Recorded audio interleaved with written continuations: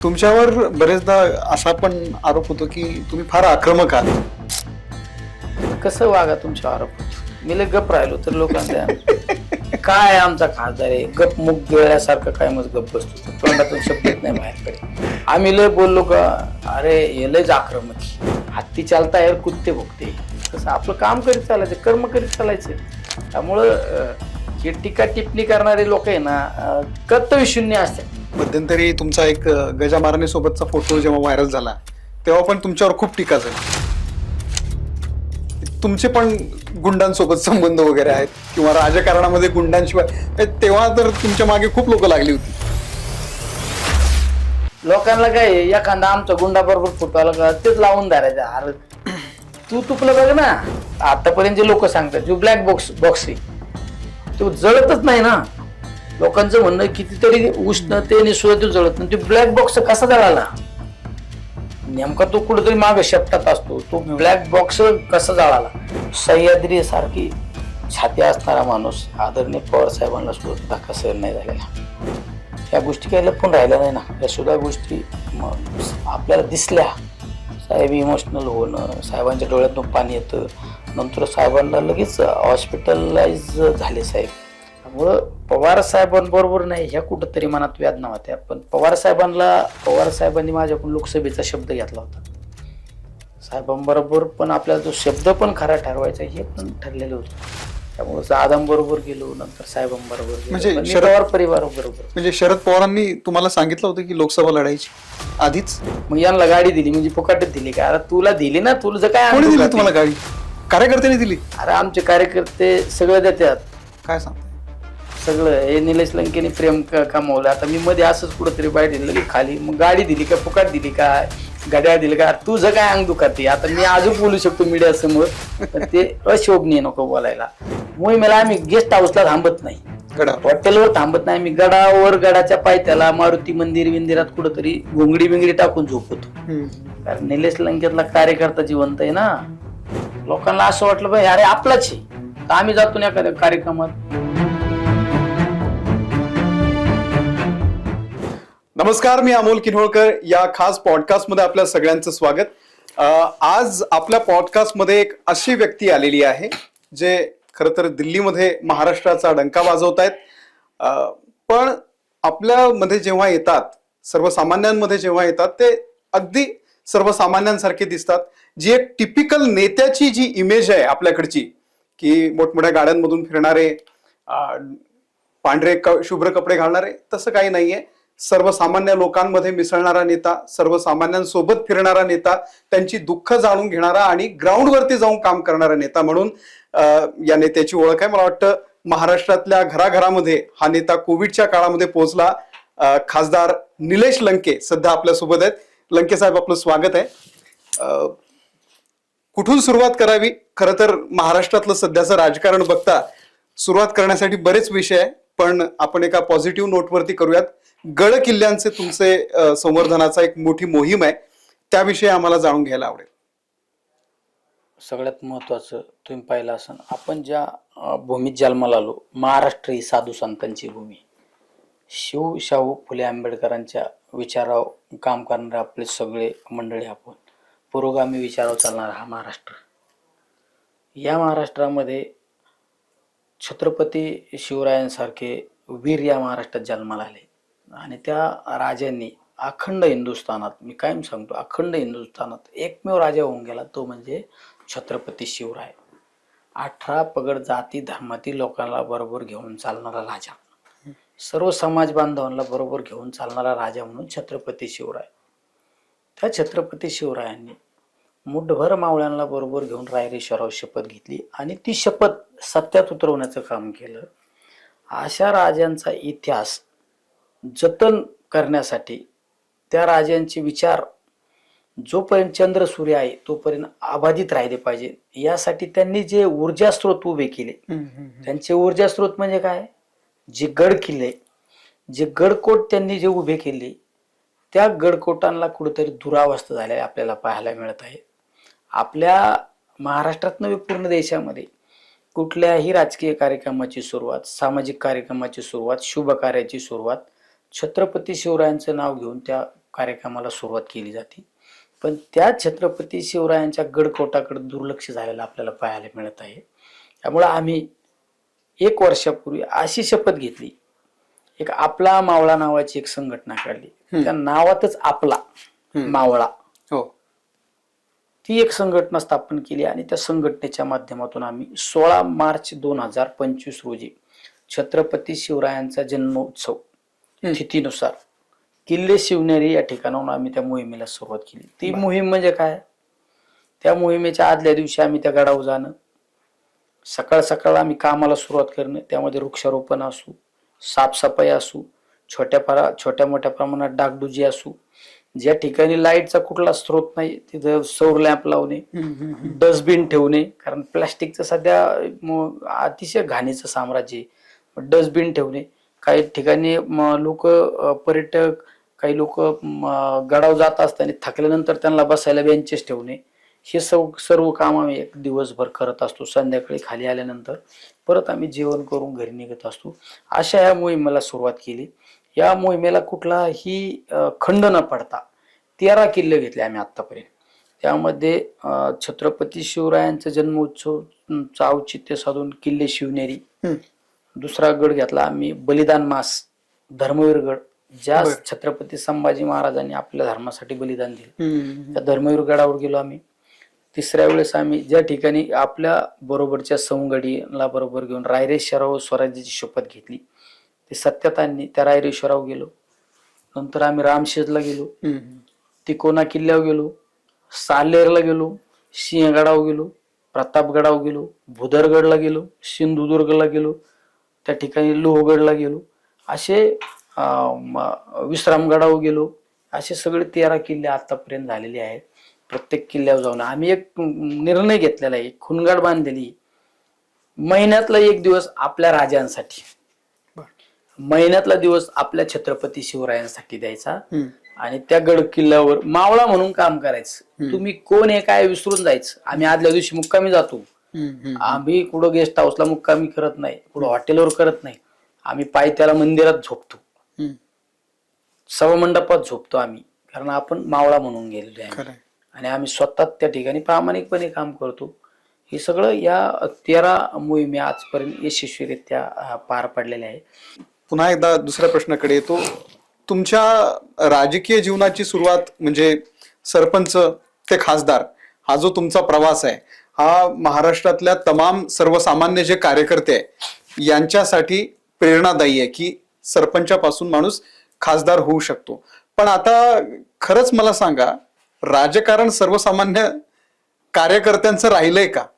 तुम्हाला जे साध्य झालंय ते आज महाराष्ट्रातल्या सर्वसामान्य कार्यकर्त्याला होऊ शकतं का? काय वाटतं तुम्हाला? प्रामाणिक उत्तर सांगा. राजकारण सर्वसामान्य लोकांचं राहिलं नाही राहिलं यापेक्षा तुम्हाला एक सांगतो, माझी राजकारणाची जी सुरुवात झाली राजकारण म्हणून नाही झालं, समाजकार्यातून आपण राजकारणात मी कधी आलो कळालो नाही. शेवट माझं तर एक सर्वसामान्य कुटुंबातील तरुणांना ज्यांना राजकारणाची आवड आहे, राजकारण म्हणून राजकारणात येऊ नका. समाज कार्य करण्यासाठी कुठेतरी राजकीय पाठबळ आपल्या बरोबर लागतं, म्हणून तुम्ही समाजकार्यात या, तर आपोआप तुमची राजकारणात एंट्री होती. तुमची नाळ ही समाजकार्याशी जोडलेली पाहिजे.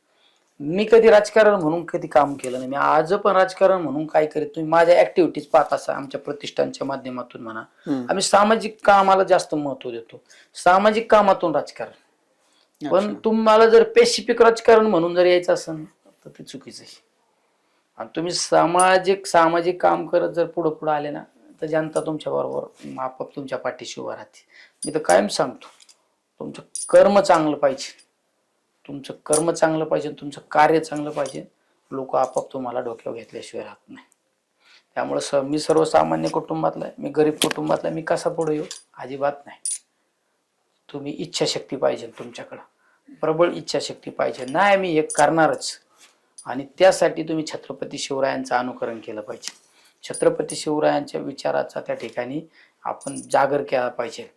अरे छत्रपती शिवरायांचे वडील परकीयांकडे होते, अरे आपल्या बरोबरच्या सवंगड्यांना बरोबर घेऊन हिंदवी स्वराज्याची शपथ घेतली आणि ती सत्यात उतरवली ना. त्या राजांच्या महाराष्ट्रात आपण जन्माला आलो ना, मग आपण का कमी आहे? मग त्यांनी तर म्हणायला पाहिजे, अरे माझे वडील परकीयांकडून चाकरीला आहे, एवढे मोठमोठाले धनदांडगी लोक समोर आहेत, एवढं मोठं साम्राज्य आहे, त्यांच्या विरोधात कसा लढू? ते रडले नाही, लढले ते. तसं आपण सुद्धा सर्वसामान्य कुटुंबातल्या मुलांनी लढत राहायचं, पण त्यासाठी भावना चांगली ठेवायची. पण भावना चांगली असते प्रत्येकाची, म्हणजे प्रत्येकाची इच्छा असते की आपण स्टेप बाय स्टेप कोणी नगरसेवक व्हावं, आमदार व्हावं, खासदार व्हावं. पण पैशाशिवाय राजकारण होऊ शकतात, आणि पैसा सगळ्यांकडे नसतो. होता एक काम करीत राहा, लोकांच्या हृदयावर राज्य करा, लोकांच्या मनावर राज्य करा. मी तर कायम सांगतो, एखादा बाहुबली असला ना, बाहुबली ताकदवर आहे, 10 लोकांना फाईट आउट करू शकतो, 10 लोकांना तो एका टायमाला विरोध करू शकतो. पण तुम्ही हात जोडले ना लोकांना, हात जोडून लाखो लोकांच्या हृदयावर राज्य करू शकता. मी उदाहरण आहे ना, कशाला पाहिजे पैसे, कशाला काय पाहिजे. मी एकमेव उदाहरण आहे, लोकांना हात जोडून लोकांनी घेतलं ना डोक्यावर. त्यामुळे प्रामाणिकपणा ठेवायचा, प्रामाणिकपणा ठेवल्यानंतर काय नाही लागत, चालताय. आणि वाटत असं लोकांना आता लय राजकारणाला हे लागतं ते लागतं, हा ठराविक काळ असतो. लोक शेवटनंतर कामाच्या माणसाच्या मागे उभा राहतात. प्रामाणिकपणा लोकांना कळतो, खोटं नाट बोलणारे लोकांना कळतात, पण त्याला वेळ जातो. आता जे सध्या राजकारण सुरू आहे महाराष्ट्रातलं, ते बघून काय वाटतं तुम्हाला?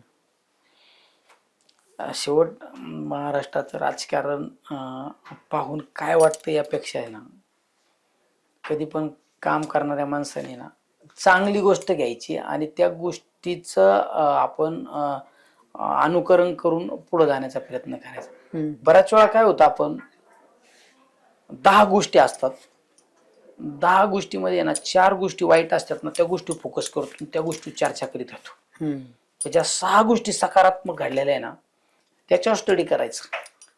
त्या पद्धतीने आपण सुद्धा काम करायचा प्रयत्न केला पाहिजे. त्यामुळं काय घडतं याच्यापेक्षा चांगलं काय घडतं त्यावर आपण लक्ष द्यायचं आणि त्या बाबतीत आपण त्याचं अनुकरण करून काम करायचा प्रयत्न करायचा. नाही, तुम्ही खूप म्हणजे सकारात्मक गोष्टी ज्या आहे राजकारणातल्या त्या तुम्ही अधोरेखित करताय. पण सध्या बाबा, बुवा, गुंड यांच्याशिवाय राजकारण होतच नाही, अशीच एक जनसामान्यांमध्ये भावना आहे. म्हणजे लोक महाराष्ट्रातली जी बघतायत आज राजकारण, तर ते काय म्हणजे कोणासोबत राजकीय नेत्यांचा वावर असतो, ते त्यांच्यासोबत त्यांच्या सल्ल्यानुसार काय वागतात आणि काय म्हणजे काय चाललंय, तर हे सगळं बघून तुम्हाला काय वाटतं? सगळं कसं असतं, शेवट तुम्हाला एक सांगू का,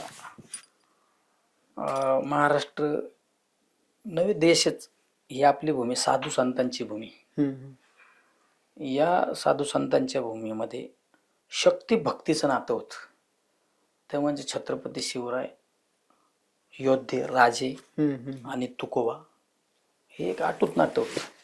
बरोबर. शक्ती भक्तीचं नातं टिकलं पाहिजे, पण शक्ती भक्ती बरोबर श्रद्धा ठेवा, पण अंधश्रद्धा नका ठेवू. अंधश्रद्धेला सगळ्यात महत्वाचं बळी पडू नका. अंधश्रद्धेला बळी पडल्यानंतर अशा काही गोष्टी समाजापुढून येत असतात. त्यामुळं अंधश्रद्धा नको, हे मी नाही सांगत, हे आपल्या साधू संतांनी सांगितलंय. अंधश्रद्धा ठेवू नका, श्रद्धा ठेवा. त्यामुळे हे अंधश्रद्धेला बळी पडल्यामुळे ह्या काही गोष्टी समोर येत असतात. त्यामुळं श्रद्धेने काम करा.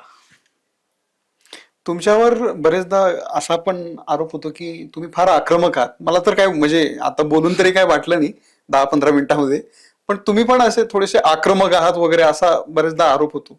त्याबद्दल तुम्ही काय सांगा? नाही, आता तुम्हाला एक सांगू का साहेब, तुम्ही कसं वागा तुमच्या आरोप होतो. मी लय गप राहिलो तर लोकांना काय आमचा खासदार आहे, गप मुग गेल्यासारखं काय मग गप बसतो, तोंडातून शब्दच नाही बाहेरकडे. आम्ही लय बोललो का, अरे हे लयच आक्रमक, यांना बोलायची पद्धतच नाही. तुमची भाषणं खूप गाजतात. ज्यांना बोलायची पद्धतच नाही. त्यामुळं तुम्ही कसं वागा, तुम्हाला एक सांगू साहेब, कसं वागा, लोक तुम्हाला नावं ठेवीतच असतात. आता मी तुमच्या समोर, आज तुमच्या समोर मी मुलाखत देतो, तुम्ही माझी मुलाखत घेताय. आता ते पेज असेल ना, काही खाली कमेंट असणार, कमेंट करणारे असतात, तरी लोक लगेच तुम्ही लागले का अक्कल शिकवायला आम्हाला, तुम्ही काय दिवे लावली. तुम्ही कसं करा, काही लोकांना आहे ना, ज्यांचं समाजाची काही घेणं नाही ना, ज्यांनी आहे ना एका गरीबाच्या पोराच्या हातात बिस्किट पुडा नाही दिला ते लगेच ट्रोल करायला तयार असते लगेच. नाही नाही, अरे तू माझं सगळ्यात महत्वाचं काय आहे, तुम्ही टीका टिप्पणी करण्यापेक्षा आहे ना, टीका टिप्पणी करण्यापेक्षा आहे ना, तुम्ही कर्तव्य करा, कृती करा. निलेश लंके बोलतो ना, कृती करतो, टीका टिप्पणी नाही करीत तुम्ही. मी कधीच कोणा लय उलट स्टेटमेंट पण करीत नाही. माझी कायम एक सवय, मी काय म्हणतो, दुसऱ्याची रेस पुसायच्या भानगडीत नका पडू. दुसऱ्याची रेस पुसून वेळ वायाला घाल नका, आपली रेस वाढवा ना आपलं पुढे चला. हत्ती चालता यार कुत्ते भोगते, तसं आपलं काम करीत चालायचं, कर्म करीत चालायचं. त्यामुळं हे टीका टिप्पणी करणारे लोक आहे ना कर्तव्य शून्य असतात. यांचा समाजात तुम्ही देशाच्या पंतप्रधानाला सुद्धा लोक इथं गल्लीत बसून नाव ठेवितात.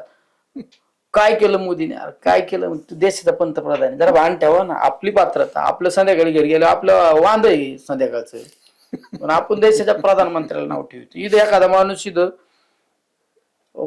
राज्याच्या मुख्यमंत्र्यांना, अरे ते त्यांच्या जागेवर करतात ना काहीतरी, त्यांनी वावंत घेतलंय ना समाजासाठी. आता देशाचे प्रधानमंत्री काय कुटुंब आहे का, पूर्ण वेळ समाजासाठी. मला त्या दिवशी एक, ठीक आहे आम्ही आमचा पक्ष विरोधात आहे, आम्ही त्यांच्या बद्दल वाईटच बोलायचं का. माझ्याकडे त्या दिवशी गुजरातचा एक माणूस आला, गुजरातचा. तेव्हा प्रधानमंत्र्याची माझी भिंतीला भिंत आहे. म्हणलं त्यांच्या कुटुंबाची काय पार्श्वभूमी, म्हणलं आम्ही टीव्हीत बघतो खरी पार्श्वभूमी. म्हणलं त्यांचा एक भाऊ याचं रेशनिंगचं दुकान चालू आणि एक भाऊ नोकरीला आहे. आता त्या माणसाने जर ठरवलं तर तो भाऊ रात्री कुठं पण नेऊन बसू शकतो, पण नाही, एक विचाराने माणसं पुढे आलेली ना, अशा माणसांकडे काम शेवट चुका कोण होत्यात, काम करणाऱ्या माणसं कोण होत नाही. 100 कामं चांगली केली ते तुम्ही त्याच्याबद्दल गावगावा नाही, एक काम चूक झाली तर काय केलं, ही अशी पद्धत असते. त्यामुळे शेवट काम करीत राहा, कर्मावर विश्वास ठेवा, सब कुछ अच्छा होता है. खरंय. ते मध्यंतरी तुमचा एक गजा मारणे सोबतचा फोटो जेव्हा व्हायरल झाला तेव्हा पण तुमच्यावर खूप टीका झाली. तुमचे पण गुंडांसोबत संबंध वगैरे आहेत किंवा राजकारणामध्ये गुंडांशिवाय, तेव्हा तर तुमच्या मागे खूप लोक लागली होती.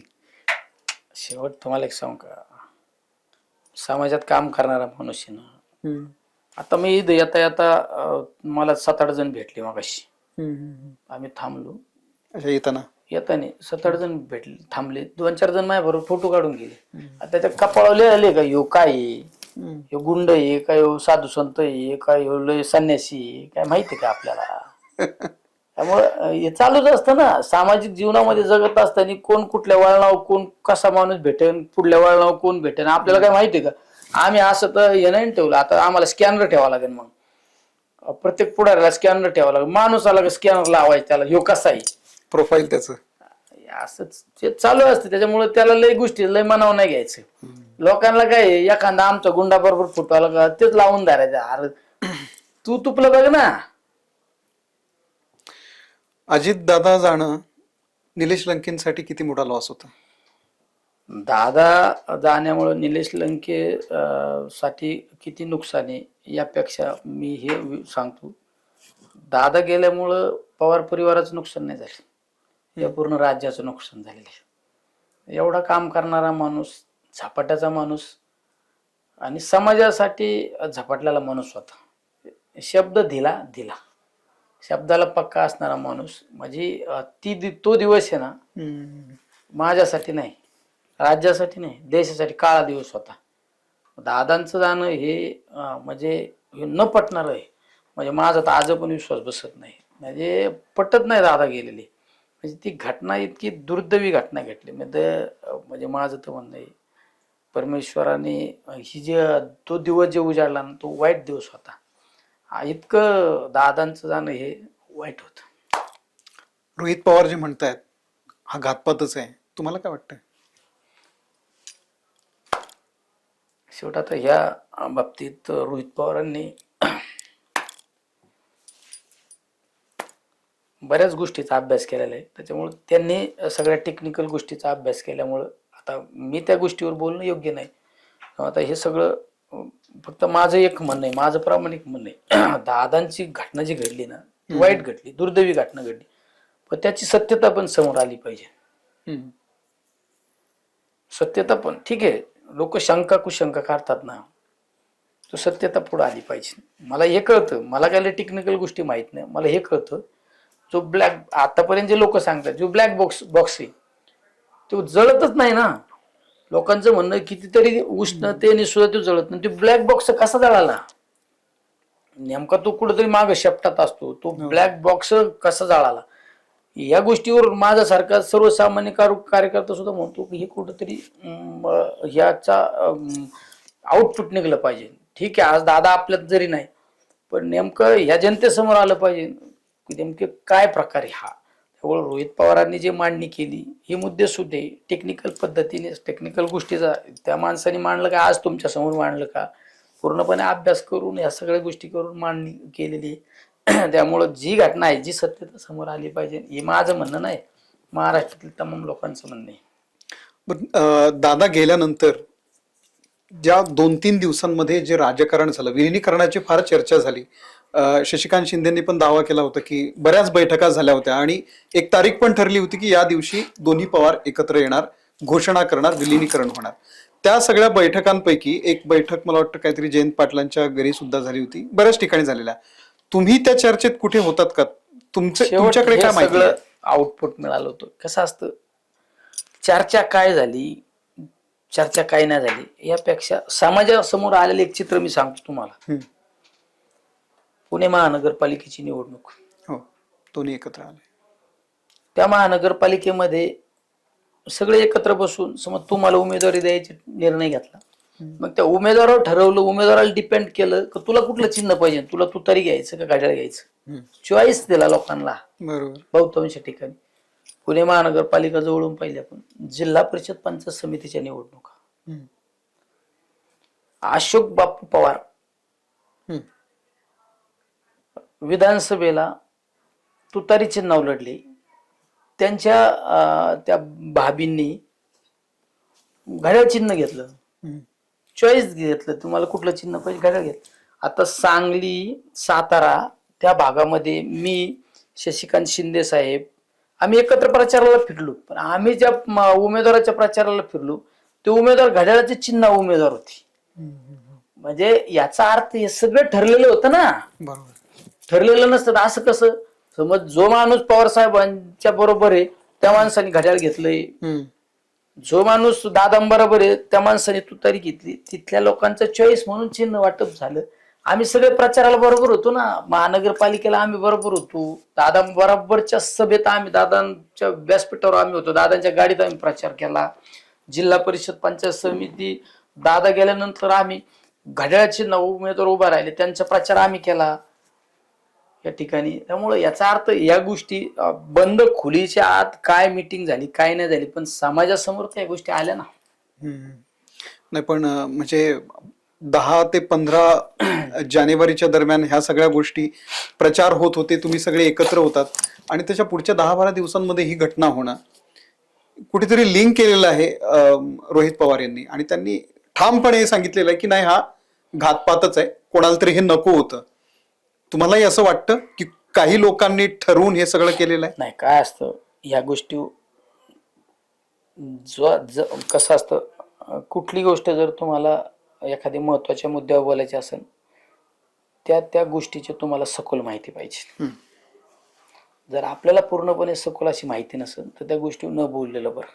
शेवट आपण कुठल्या पदावे काय यापेक्षा आपलं ज्या ज्या ठिकाणी अज्ञानपणे ते सुद्धा मांडायला आपण मागं पुढं नाही पाहिजे. त्यामुळे या सगळ्या घटनाक्रमाच्या बाबत रोहित पवारांनी हे पूर्णपणे अभ्यास केलाय आणि मांडणी पण पूर्ण केली. शेवट रोहित पवार हे टेक्निकल गोष्टीच्या बाबत हे पुरेपूर त्यांनी या सगळ्या गोष्टीचा अभ्यास केलेला आहे. त्यामुळे त्यांनी जी मांडणी केली, त्यांनी मांडणी केल्यानंतर माझ्यासारख्याने अधुरी माहिती असताना बोलून विषय डायव्हर्ट करणं पण चुकीचं आहे. पण दादा गेल्यानंतर शरद पवारांना पहिल्यांदा आम्ही म्हणजे रडताना बघितलं, त्यांना या अवस्थेमध्ये कोणी बघितलं नव्हतं. त्याची खूप चर्चा झाली, खूप मोठा लॉस होता. म्हणजे त्यांच्या त्या दिवशीच्या बॉडी लँग्वेज मधून, त्यांच्या रिॲक्शन मधून ते दिसून आलं की दादा जाण्यानं शरद पवारांचा किती मोठा लॉस झाला. तुम्हाला काय वाटतं त्याबद्दल? असे शरद पवार तुम्ही कधी बघितले होते का? कारण मी सुद्धा बऱ्यापैकी साहेबांच्या सहवासात राहतो. म्हणजे मी आतापर्यंतच्या ज्या दिवसापासून साहेबांना ओळखतो, साहेब कधी इमोशनल झालेले मी पाहिले नाही.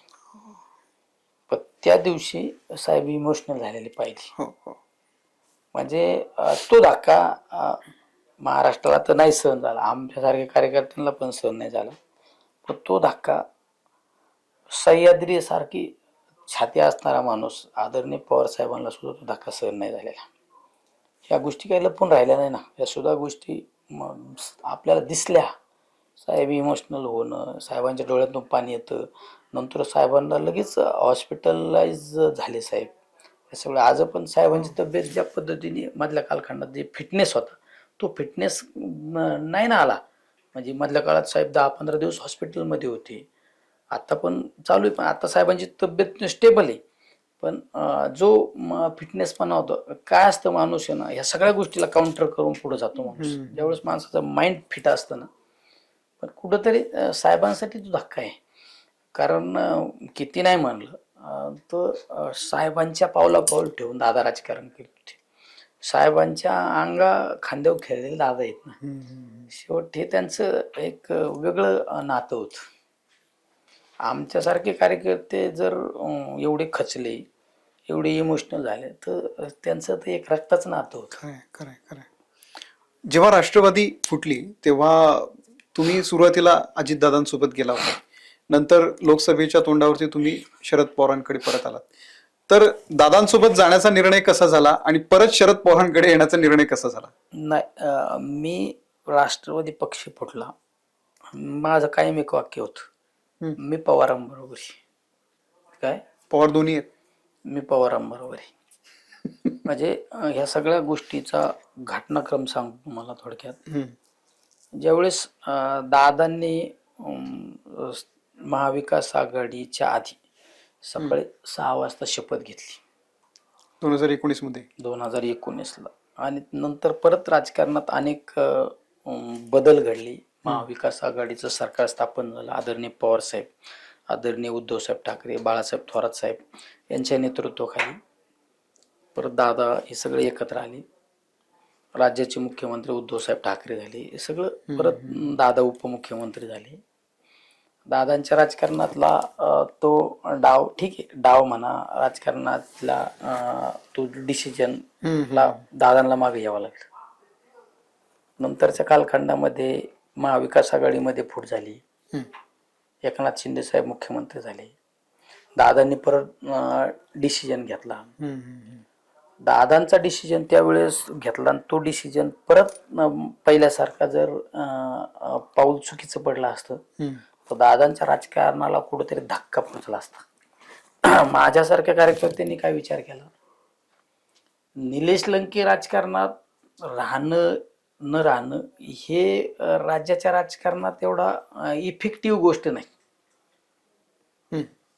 पण अजितदादांसारखा माणूस जर राज्याच्या राजकारणात जर नसला तर राज्यासाठी धोक्याची घंटा आहे.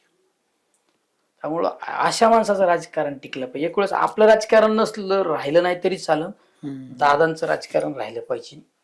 त्यामुळं ह्या निर्णयासाठी आपण दादांबरोबर राहिलं पाहिजे.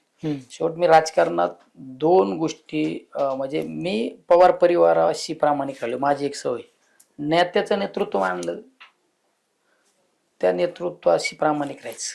मी पवार साहेबांचं नेतृत्व मानलं, दादांचं मानलं, ताईंचं मानलं, या परिवाराचं मानलं ना, आपण त्यांच्याशी प्रामाणिक राहायचं.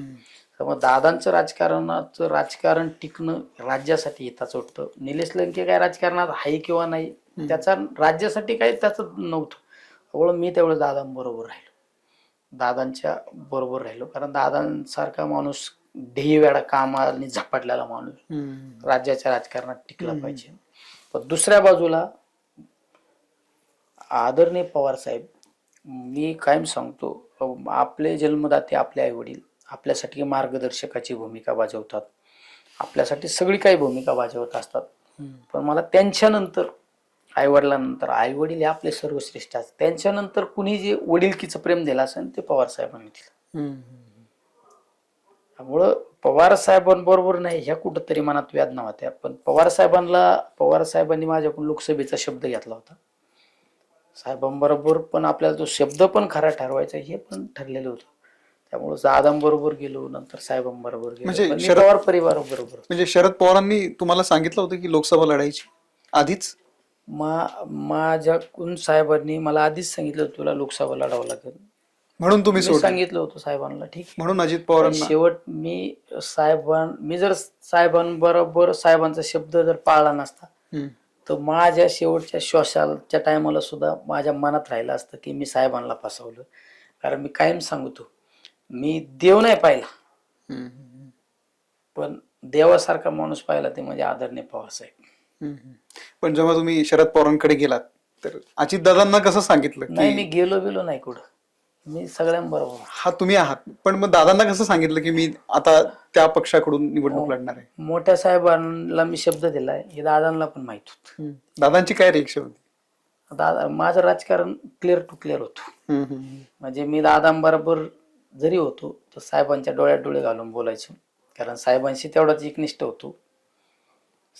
साहेबांबरोबर होतो, दादांना पण तेवढं डोळ्यात डोळे घालून बोलायचं, तेवढं त्यांच्याबरोबर एकनिष्ठ होतो. माझी आपली सवय ज्यांच्या बरोबर राहायचं, प्रामाणिक राहायचं, राजकारणात मागं पुढं काय नाही करायचं, सांगून करायचं.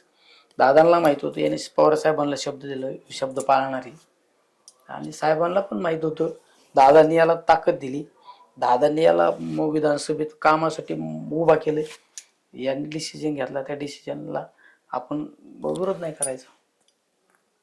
दादा कसे वागायचे तुमच्याशी? काही आठवणी आहेत का? म्हणजे पत्रकारांसोबत जेव्हा वागायचे तेव्हा पण ते फार गमती जमती वगैरे करायचे. तुमच्याशी कसं वागणं होतं त्यांचं? नाही, कसं बोलणं होतं? दादांचं बऱ्याच वेळा आपण म्हणतो दादा रागवतात, दादा बोलतात, पण दादा जेवढे बाहेरून आपल्याला आक्रमक दिसायचे ना, तेवढा माणूस आतून नॉर्मल होता. खरं. म्हणजे दादा तेवढा भावनिक माणूस होता. तुमच्याशी तुम्हाला काही एखादी आठवण अनेक गोष्टी सांगण्यासारखी एखादी? बऱ्याच गोष्टी, आता काय आहे का नाही, आता मी भावना माझ्या व्यक्त करू शकत नाही ना. शरद पवार यांची आता तब्येत तुम्ही मगाशी सांगितलं दादा गेल्यानंतर तर खूप बिघडलेली आहे सध्या. ते फार नेहमी जे सक्रिय असायचे, लोकांमध्ये असायचे, ते त्यांना आता जमत नाही. पवार साहेबांनंतर पक्षाचं नेतृत्व कोणाकडे असावं असं तुम्हाला वाटतंय? ताई की सुनेत्रा वहिनी? शेवट कसं असतं, आपलं नेतृत्व आम्ही पवार साहेबांना नेतृत्व मानतो. त्यामुळं कधी पण आहे ना, हा सगळा परिवार असतो. छोट्या कार्यकर्त्याने कधी ह्या मोठ्या डिसिजनवर बोलायचं नसतं, ही मर्यादा पाळायची असते. आपण तुम्ही पाहिलं असेल, जे एकसंघ मोठमोठे कुटुंब दिसतात ना, तर ते कुटुंबात प्रत्येक जण एकमेकाची मर्यादा पाळतो, म्हणून ते कुटुंब टिकतं. आपण पाहिलं ना, एखाद्या परिवारात आपल्या मोठ्या भावाने एखादा डिसिजन घेतला, आपल्याला जरी मान्य नसलं तर आपण तो गप राहायचा असतो, त्या डिसिजनला आपण समर्थन करायचं. आपल्या आईवडिलांनी निर्णय घेतला, तसं आपण मर्यादा पाळणारा कार्यकर्ता आहे. त्यामुळं आपण एखाद्या गोष्टीवर बोलून उगाच चर्चेला काही गोष्टीला डायव्हर्ट करण्यापेक्षा न बोललेलं बरं. पवार साहेबांची आवडती गोष्ट, एखादी अशी गोष्ट जी तुम्हाला खूप आवडते, जी तुम्ही त्यांच्याकडून शिकलात आणि तुमच्या राजकारणात सुद्धा तुम्ही ती पवार अंमलात आणली? साहेबांची एकच गोष्ट आवडती, ते म्हणजे माझा सर्वसामान्य समाजाला, शेवटच्या थरातील माणसाला आपण कशी मदत करू शकतो, त्याला कसा उभा करू शकतो, ही सगळ्यात महत्वाची पवार साहेबांची एक गोष्ट आवडती. आणि एक पवार साहेबांचं एक छोटं उदाहरण सांगतो तुम्हाला, दूरदृष्टी असणारा नेता कसा असावा. पवार साहेबांचा आज वय 85. पवार साहेब आज सुद्धा एखादा डिसिजन घेताना 100 वर्षाचा विचार करतात. आपण या माणूस एखादा ज्येष्ठ झालेला माणसाची, आपण 60-65 वर्षाच्या एखाद्या माणसाची बोलत असेल, तेव्हा आता काय राहिले माझ्या आयुष्यात, झालं सगळं, आता राहिलेले दिवस काढायचे असं म्हणतो माणूस. पण पवार साहेब आजच 100 वर्षाचा विचार करतात प्रत्येक गोष्टी मागं. पवार साहेबांचं एक छोटं उदाहरण सांगतो, नेता कसा असावा, दूरदृष्टी कशी असावी, त्याचं उदाहरण सांगतो. एकदा आम्ही असं गाडीत चाललो होतो, फिरत होतो. साहेबांना मी विचारलं, साहेब तुमचं इतकं वय झालंय, तुम्ही एवढी दगदग करता, तुम्ही हेलिकॉप्टरने फिरत जा ना. मी सांगितलं, काय हेलिकॉप्टरने फिरत जा ना साहेब, तुम्ही एवढं 500 किलोमीटर नॉनस्टॉप फिरता, छोट्या छोट्या कार्यकर्त्याला ठेस लागली का तुम्ही त्याच्या घरी भेटायला जाता, छोट्या कार्यकर्त्यांनी एखादा कार्यक्रमाचं आयोजन केलं का आपल्या कार्यकर्ता त्याला पाठबळ मिळालं पाहिजे. तुम्ही एवढं 500-500 किलोमीटर नॉनस्टॉप जाता, तुम्ही हेलिकॉप्टरने फिरत जा. साहेबांनी मला सांगितलं तू आता गाडीत बसलो, तू आता लक्ष ठेवायचं सगळं व्यवस्थित. आणि पुढे आम्ही 10-20 किलोमीटरवर गेलो आणि साहेब जात ज्या रोडने जातात त्या कार्यकर्त्यांना कळतच असतं. एका ठिकाणी 10-20 लोकांचं, साहेबांची एक सवय, 5 कार्यकर्ते जरी रोडला थांबलेले असले ना साहेब ब्रेक मारतात. मग ते पायलटची गाडी पुढे जरी निघून गेली तरी चालेल, एक 10-20 कार्यकर्ते रोडला, ते काय प्रोटोकॉल मध्ये नव्हतं, साहेबांचं लक्ष असतं. आणि साहेब उतरत्यात, 10-20 कार्यकर्ते थांबलेले होते पुढं, साहेबांनी ड्रायव्हरला हे थांब. उतरले साहेब, त्यांनी सत्कार केला. साहेबांनी उतरल्या काय विचारलं, हे पाणी आहे का रे? काय पाणी किती आहे? हा, काय शेतात माल, काय बाजार मिळाला, काय परिस्थिती आहे, सगळी माहिती घेतली साहेबांनी. गाडीत बसली, मला पुढे गेला, विचारलं तुझ्या काही लक्षात आलं का? मी म्हणलं काय साहेब, तुझ्या काही लक्षात आलं का? मी उतरलं. म्हणलं हा साहेब, तुम्ही उतरलं त्यांना विचारलं पाणी आहे का नाही, शेतात काय पीक आहे, काय बाजार मिळतो, हे सगळं विचारलं तुम्ही? त्यांनी मी राजकारणात आल्यापासून मी काही बदल घडवले, त्यातून काय चेंजेस झाला हे मी पाहतो, आणि अजून काय चेंजेस करायला पाहिजे ह्या गोष्टी पण मी पाहतो. त्यामुळे मी गाडीने फिरतो. मी जर हेलिकॉप्टरने फिरलो तर मला कळणार नाही ना, लोकांच्या भावना कळणार नाही, लोकांच्या वेदना कळणार नाही. पुढे गेल्यानंतर एक ठिकाणी MIDC होती, तिथं काही युवक थांबले. साहेबांनी उतरली, तर किती कंपन्या आहे, कुठल्या कंपनीत काय प्रोडक्शन तयार होतं, काय परिस्थिती झाली, स्थानिक परिस्थिती MIDCची काय, MIDC वातावरण कसं आहे, ही विचारलं. मग मला परत विचारलं काय तुझ्या लक्षात? म्हणलं काय नाही, तुम्ही MIDCच्या लोकांना. ही MIDC महाराष्ट्राचं औद्योगिकरण आपण आणलं, त्यामध्ये अजून काय डेव्हलपमेंट करणं गरजेचं आहे का, अजून IT कंपनी आणणं गरजेचं आहे का, या तरुणांची भावना लक्षात येईल. म्हणजे हा दूरदृष्टी असणारा नेता आहे पवार साहेब. हे यांच्याकडून शिकलं ना, अनेक काही शिकले. पवार साहेबांकडून तुम्ही जर काही गोष्टी अनुकरण केलं ना, आयुष्यात तुम्हाला काही कमी पडणार नाही. तुम्ही खासदार झाला त्याचं श्रेय शरद पवारांचं? मी तर सगळं श्रेय देतो त्यांना. मी सांगितलं ना, एक हमने भगवान नहीं देखा, भगवान जैसा आदमी देखा है वो म्हणजे पवार साहेब. एक सर्वसामान्य शेतकऱ्याचा मुलगा विरुद्ध एक प्रस्थापित घराणं, त्यांच्या विरोधात तुमची खासदारकीची लढत होती. वाटलं होतं कधी की आपण अशी निवडणूक लढू आणि एक दिवस दिल्लीत जाऊ? वाटलं होतं, नाही होतं यापेक्षा आहे ना, आपल्याकडे पॉझिटिव्ह एनर्जी. तुम्ही कुठली गोष्ट करायची म्हणलं ना, तुमच्याकडे पॉझिटिव्ह एनर्जी पाहिजे. पानिपतला ज्यावेळेस मराठी हरले ना, त्यावेळेस ते मनातून खचले हो, पळापळी करायला लागली. विश्वासराव पडले, बरोबर आहे ना, विश्वासराव पडले, हे डायव्हर्ट झाली, खचले. तसं तुमच्याकडे ना पॉझिटिव्ह एनर्जी पाहिजे. हे मी लढणार आणि हे जिंकणार, हेच तुम्हाला 10 हत्तीचं बळ असतं. पण हे सगळं 10 हत्तीचं बळ माझ्या मनगटात कधी आलं? सर्वसामान्य जनता, गोरगरीब लोक माझ्या पाठीशी उभा राहिले. आदरणीय पवार साहेबांचा माझ्या डोक्यावर वरद असतो. आता इकडे माझ्या भागामध्ये अनेक लोकांनी, बाळासाहेब थोरात सारखा माणूस माझ्या पाठीशी उभा होते, त्यांनी सुद्धा खरीच साथ दिली सगळ्या गोष्टी. त्यामुळं जनतेने ठरवल्यानंतर काही होतं. पण लढणाऱ्या माणसाकडे मार्गदर्शन करणारे लोक सांगू शकतात पैलवानाला हे डाव टाक, तो डाव टाक, पण तो पैलवान पण तेवढा पक्का पाहिजे. तुमच्या मिसेसचा पराभव झाला पण नंतर विधानसभेला झालं ना, त्याच्याकडे कसं बघताय? आता त्या गोष्टीला आता जर सगळ्या गोष्टी आपण बारकाईने विचार करीत बसलो, तुम्ही महाराष्ट्राने पाहिलं, नंतर महाराष्ट्रासमोर काही गोष्टी आल्या, कोणी वोट चोरीवर चर्चा केली, कोणी कशावर केली. पण आता या सगळ्या चर्चा करण्यापेक्षा झालं गेलं, गंगेला मिळालं, आता आगली लढाई केली सज्ज राहीने का? नाही, कार्यकर्ते तुमच्यावर खूप प्रेम करतात. गाणी वगैरे मी आता मगाशी निलेश लंके जरा बघूयात म्हटलं काय तुमचे आता सध्यामध्ये काय आहे करतात, तर एक गाणं मला मिळालं, 57 लाख लोकांनी बघितलंय. हा, लोक प्रेम करतात. 5 मिलियन 6 मिलियन लोक बघतात. सर्वसामान्य लोक आपल्यावर प्रेम करतात. आता काही लोकांना दुःख नाही, त्याचं काय करू आता मी, चालू असतं. सगळेच लोक आपल्याला उद्या उद्या करावं असं काही भावना नाही ठेवायची. 19-20 लोक, काही लोक चांगले बोलतात, काही तुम्ही आपले ऐकलं फार- गाणं? हं? गाणं ऐकलं? नाही, मी गाणे बिणे नाही ऐकत. पण कार्यकर्त्याचं प्रेम आहे, करतात त्या बिचाऱ्यांमुळे. मी तर कायम सांगतो, खरं आहे ना, मला जे उभं केलं ना, माझ्या जीवाभावाच्या लोकांनी उभं केलं. म्हणजे त्यांनी बिचाऱ्यांनी त्यांचं पार माझ्यासाठी कुठलाच विचार नाही केला. म्हणजे आता काही लोकांना आम्ही बोललो का खालून लगेच आता लगेच लोक पोस्ट पण करतात, मग यांना गाडी दिली म्हणजे फुकाटच दिली का? अरे तुला दिली ना, तुझं काय कोणी अंग दिली दुखाते? तुम्हाला गाडी? कार्यकर्त्यांनी दिली? अरे आमचे कार्यकर्ते सगळं देतात, काय सांगताय? सगळं. हे निलेश लंकेने प्रेम कमावलं. आता मी मध्ये असंच कुठंतरी बाहेर दिली, लगेच खाली मग गाडी दिली का, फुकाट दिली का, घड्याळ दिली का? तुझं काय अंग दुखाते? आता मी अजून बोलू शकतो मीडिया समोर, पण ते अशोभनीय नको बोलायला. दिलं ना, आम्ही त्यांच्यासाठी केलं नाही तर त्यांनी ना आमच्यासाठी केलं. असं काही कारण आमचं आहे ना, आपुलकी प्रेम आहे. पण करतात, कुणी कोणासाठी करतं का? करतात बिचारे. एवढी मोठी निवडणूक लढवली, लोकांनी सगळ्यांनी मदत केली म्हणूनच जुळलं ना. काय आपलं काही काम होतं का? सांगा ना. एक तर फाटका माणूस आपला लढतोय लोकांच्या आशीर्वादातून, तुमच्यासारख्या प्रेमाने करीत राहायचं. आपले हे जगन्नाथ का रथ आहे. या जगन्नाथाचा रथ बरोबर चालत आहे. या रथाला इथं कुणीतरी खांदा देईन, पुढे गेला दुसरा खांदा देईन, पण तो रथ थांबणार आहे का? वो रुकनेवाला नाही. म्हणजे मी तर कायम सांगतो,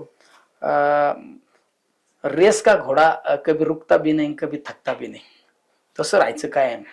रुकणे का नाही, हे डायव्हर्ट नाही व्हायचं. हे कोण काय बोललं आपल्याबद्दल, काही लोक डायव्हर्ट होतात, काही लोक डिस्टर्ब होतात. हॅलो ते वाईट बोलला आपल्याबद्दल, हे बघायचंच नाही, लढत राहायचं. नाही का? पण तुम्ही खासदार झाले, पण तुमच्या राहणीमानामध्ये काय बदल नाही झाला? ते साधे कपडे जसे गावाखेड्यातली लोक घालतात. निलेश लंके काल पण खासदार नव्हता ना, आज नाही, उद्या पण नाही. मी काल पण कार्यकर्ता होतो, आज पण कार्यकर्ता, उद्या पण कार्यकर्ता आहे. कार्यकर्ता राहिला ना, कार्यकर्ता माणूस, त्याला आनंद वाटतो. आता आम्ही एखाद्या कार्यक्रमाला गेलो तर सतरांच्या टाकीतो. आता मी मोहिमेला जातो ना, मोहिमेला आम्ही गेस्ट हाऊसला थांबत नाही, हॉटेलवर थांबत नाही. आम्ही गडावर, गडाच्या पायथ्याला मारुती मंदिरात कुठंतरी घोंगडी बिंगडी टाकून झोपतो. कारण निलेश लंकेतला कार्यकर्ता जिवंत आहे ना. आणि जर मी जर म्हणलो मी खासदार झालोय, तर मग मला वाटलं मला जर वेगळी खुर्ची पाहिजे तुमच्यापेक्षा, मला वेगळा मान सन्मान पाहिजे, मला जर चहा आला तर वेगळा कपात पाहिजे, मग माझ्या माग पुढे 2-4 डायऱ्या घेऊन लोक पाहिजे, 2-4 पोलीस पाहिजेत. त्याच्यामुळं हे डोक्यात हवा काढून टाकायची. कार्यकर्ता म्हणून राहिलं ना, आनंदी राहतो. सत्ता असू किंवा नसू, माणूस ओके मध्ये राहतो. आम्ही आता फिरतो ना, दिल्लीत इकडे तिकडे आम्ही फिरतो. कधी कधी गाडी नसली आम्ही रिक्षात पण जातो. ते रिक्षावाला कधी कधी ओळखीतो, अरे आपको तो पैसा नाही किधर तो. ते कधी कधी रिक्षा असंच एक दुसरी रिक्षात मी 6 जनपदला आलो, माझी गाडी गेली निघून. माझी म्हणजे आमची कसली गाडी दिल्लीत, मी चाललो रिक्षा, ते रिक्षावाला मी पैसे द्यायला लागलो. आपको किधर ते देखा आहे, टीव्ही पे देखा आहे. मी काय सांगितलं कोण आहे काय, म्हणजे आपल्यातला कार्य. मी जर म्हणलो असतो मी खासदारी, मला गाडी बोलवा रे, मग गाडीत मग कोणाला तरी म्हणलं दारू उघडा रे. त्याच्या कार्यकर्ता जीवन ठेवायचा, माणूस आनंदी जीवन जगू शकतो. तुमच्या बोटामध्ये जरा वेगवेगळ्या कलरच्या त्या खडे आहेत. नाही, हे दिलेले आहेत ना तुमच्या. नाही, ते खडे पण एखादी दिली तर मी घालीन. माझ्या बायकोची लग्नातली एकच माझ्याकडे.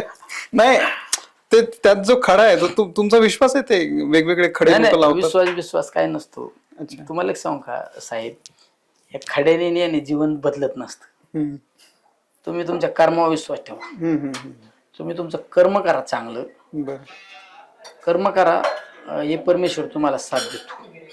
त्यामुळे असं खड्याने महाराजांकडे जाऊन तुमचं जर भविष्य बदलत असतं तर काय रात्रंदिवस आम्ही पळालो असतो.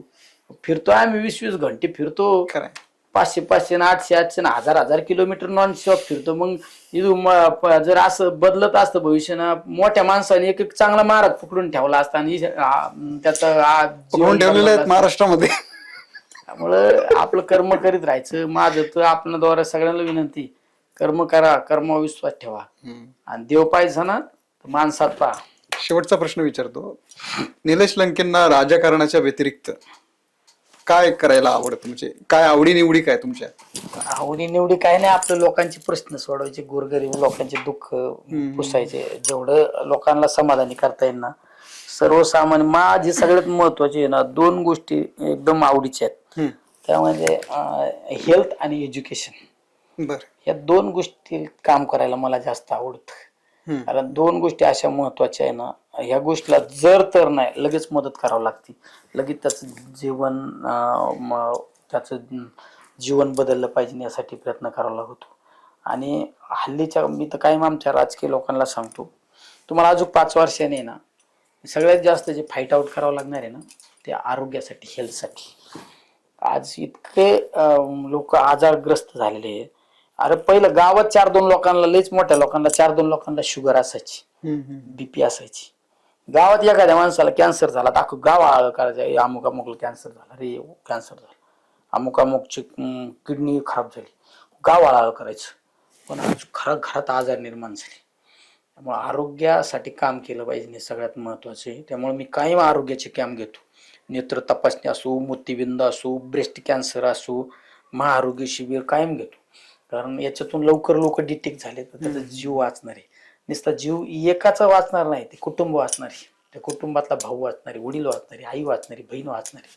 हे सगळ्यात महत्वाचं आरोग्य. त्याचबरोबरीने एज्युकेशन. गरीब कुटुंबातला एखादा मुलगा चांगला घडला, त्याची जर त्याला आपण जर काही मदत करू शकलो, त्याचं जर आयुष्य घडलं, तर एकटा नाही घडणार, त्याचं कुटुंब घडणार आहे, त्याची पिढी घडणार आहे, पुढली पिढी घडणार आहे. म्हणजे ह्या 2 गोष्टीत काम करायला मला सगळ्यात जास्त आनंद वाटतो. या 2 गोष्टीसाठी जान बी हाजीर करते, काही पण करतो. तुम्हाला शुभेच्छा आहे या 2 गोष्टींमध्ये प्रत्यक्ष काम करण्याची. तुम्ही या एखाद्या खात्याचे मंत्री व्हा अशी मी तुम्हाला शुभेच्छा देतो. आणि तुम्ही आज वेळ काढलात. आमच्याकडे जे नेते येतात त्यांच्याबद्दल एक टिपिकल, जसं तुम्ही मागाशी वर्णन केलं, मागे 2-3 डायऱ्या घेऊन, फायली घेऊन फिरणारी, तर तसे नसता तुम्ही एकदम सर्वसामान्य कार्यकर्त्यांसारखे. म्हणजे मला अजिबात वाटलं नाही की मी खूप मोठ्या नेत्यांसोबत बोलतोय वगैरे. अत्यंत सर्वसामान्य आणि तळागाळात काम करणारा नेता, सगळ्यांशी मिळून मिसळून राहणारा नेता आज मला खूप भावला. लोकांना नेता नाही वाटला पाहिजे कधीच. लोकांना आहे ना, एक उदाहरण सांगतो, लोकांना असं कधीच नाही वाटलं पाहिजे कधी लय मोठा झाला. लोकांना असं वाटलं पाहिजे अरे आपलाच आहे. आता आम्ही जातो ना एखाद्या कार्यक्रमात, मोहिमेला आम्ही गेस्ट हाऊसला थांबत नाही, हॉटेलवर थांबत नाही, आम्ही गडावर, गडाच्या पायथ्याला, मारुती मंदिरात कुठंतरी घोंगडी बिंगडी टाकून झोपतो. कारण निलेश लंकेतला कार्यकर्ता जिवंत आहे ना. आणि जर मी जर म्हणलो मी खासदार झालोय, तर मग मला वाटलं मला जर वेगळी खुर्ची पाहिजे तुमच्यापेक्षा, मला वेगळा मान सन्मान पाहिजे, मला जर चहा आला तर वेगळा कपात पाहिजे, मग माझ्या माग पुढं 2-4 डायऱ्या घेऊन लोक पाहिजे, 2-4 पोलीस पाहिजेत.